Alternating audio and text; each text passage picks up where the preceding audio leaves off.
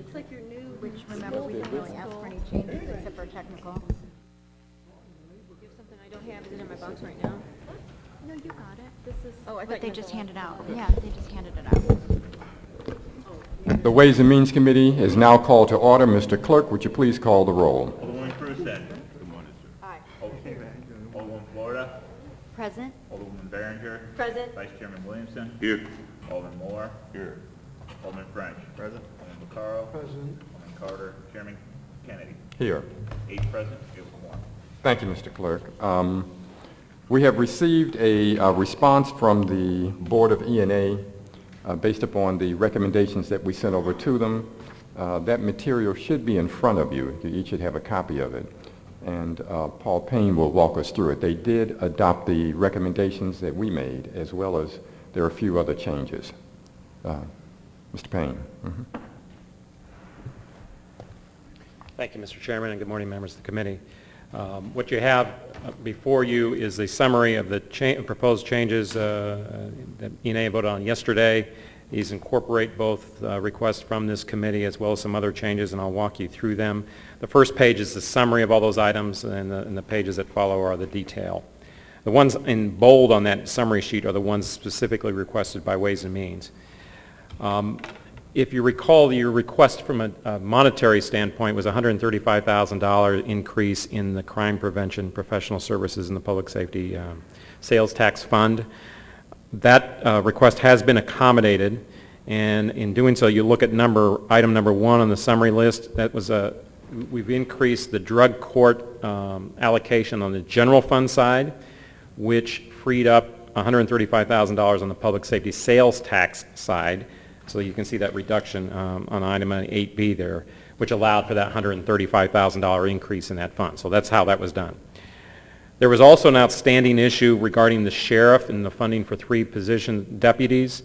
E&A had increased the TO, but at the time we did not have the funds to provide the funding. The judges communicated that they needed the funding, and so that was an outstanding issue when the budget was prepared, and so that item has been addressed too.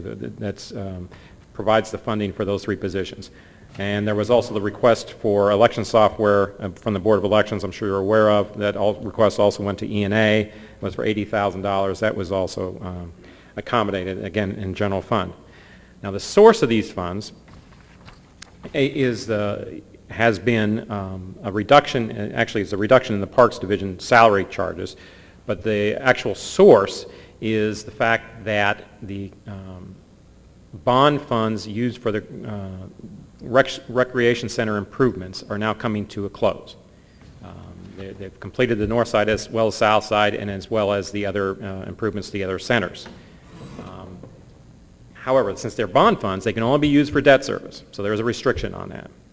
So what we've come to the conclusion is that if you utilize $340,000 of those bond funds to pay debt service, and this is in Fund 1122, and you can see that there, the rec center principal payment, then you can use those funds, $340,000, to pick up salary charges from parks, and that's what that does.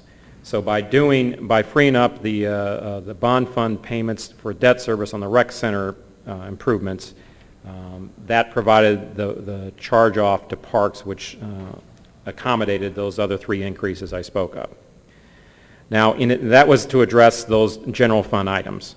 Now, there are a couple of other special fund items. Under Fund 1116, the Controller's Office Gateway Transportation Center, there was a increase in the security contracts as well as facility maintenance, but that is going to be offset by lease from the tenants. I believe this was in Greyhound being one of those leasees, and so that should be revenue neutral in terms of the fund itself.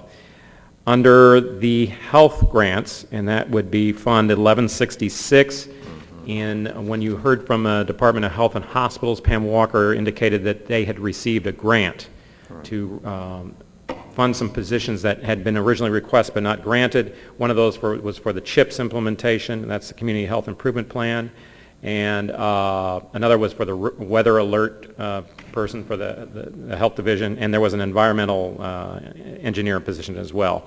So that is on the grant fund category. The trustee lease fund, that is just the, again, the mechanism, that's the bond fund payments on the debt service for the rec centers. In addition to those, you can see the detail for the wards in the parks accounts also were approved. The language for the Forest Park debt that was also included. And there was also, the last item on the list was language pertaining to the firefighters' pension appropriations. As you know, that's being contested. A couple areas. One is the amount certified is being contested, and that hasn't been ruled. We've budgeted the full amount, but in case there's any discrepancy there or final ruling on that, this language provides for the allocation of it to the fire retirement plan, as well as the full funding of the fire retirement plan. There was a provision in there. It is anticipated that, and this came up in a court, was that the fire retirement plan's benefits payments would only exceed no more than $300,000. Contributions to the system should be $3 million. There should not be an issue funding-wise. But in court they would raise, well, what happens if there's some major catastrophe or something like that? And so this language is meant to address that as well. I think it's just to remove that as an argument from on the table. So those were the items that ENA approved at yesterday's meeting, and I'd be available to answer any questions you may have. Okay. We can entertain questions from members of the committee. Alderwoman Cruzen. Thank you.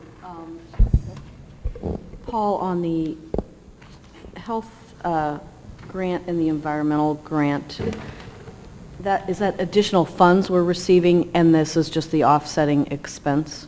Yes, they received grant to fund those positions, and so Okay. that were not in the budget that you had It's before. a zero-sum game here on that? Yes, the Okay. grant money is paying for those positions. Okay.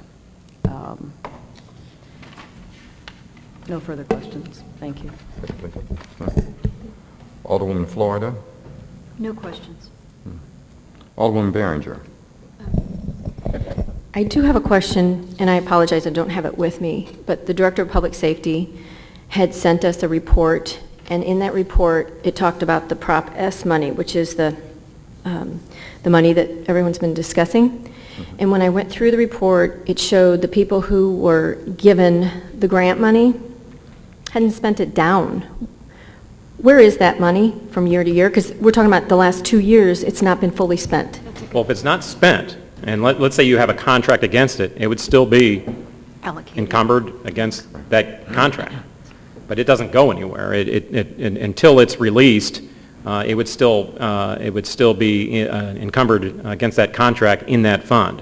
Now, let's say eventually the contractor says they're not able to perform, and so the contract is canceled. Well, it would still be in that fund until another contract is awarded against it.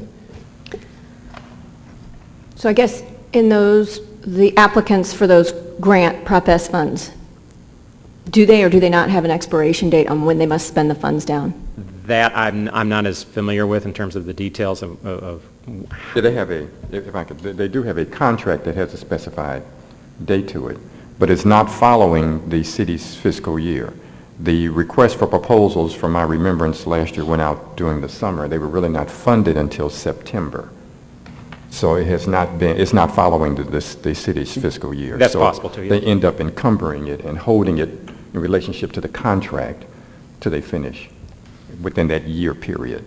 That is really what has happened each year. Okay. But the following year, which was in 2011, there's still money sitting there. So I didn't know if that went, what happened? Well, And- if the contract is canceled, and let's say it wasn't spent for whatever reason, it would just stay within the fund, and then it would have to be, when it's deliberated, hey, we're awarding new contracts, then it would be awarded a new contract, up for proposals again. Okay. Thank you. That's all I have. Okay. Alderman Williamson. Just one, thank you. Yeah, Paul, just want to clarify, on drug court, it was reduced by $135,000, and that's being sent over to the crime prevention. Yes, if you recall, we had those two line items in that budget. Right. One was for drug court, and the other was the $500,000 for the contractual services for the programs, for the prevention programs. What the request coming from Ways and Means was to see if we could get some more money into the contractual services for crime prevention programs. Right. Well, what we did here was increasing the drug court on the general fund side, which allowed us to reduce the drug court on the public safety sales tax side, which freed up that 135. So in the Fund 1123, what you see is the reduction of a 135, Right. and then the increase that provides for the increase in your crime prevention programs. Okay. And on recreation and the principal payment, can you kind of clarify that for me? Was the 340,000, I guess, out of the 1,725,000? Yes. If you recall, a number of years ago, we issued bonds to both construct the North and South rec centers as well as improvements to some other citywide rec centers. They are winding that construction process down. There will be funds left over from those bond funds as they're concluded.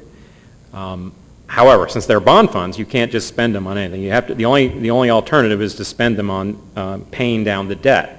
Right. But we are using Fund 1122 1/8 sales tax payments to pay that debt. They did down. Okay. So if the bond funds are able to pay some debt, that would mean that would free up some funds 1122. And so that's what that $340,000 swing is there. Gotcha.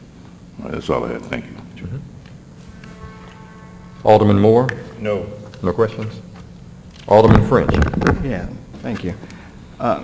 So Paul, the rec center fund here that you're tapping there, so does that totally tap that fund, or is there still a fund? No, in that pot? I'm told by the Board of BPS that there should be a little over $1 million left when everything's said and done, when they close out all the bond funds. And that's after taking out this $340,000. Okay, so what are the plans with that extra $1 million?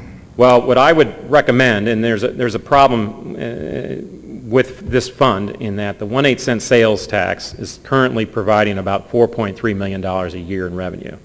The budget is about $5 million.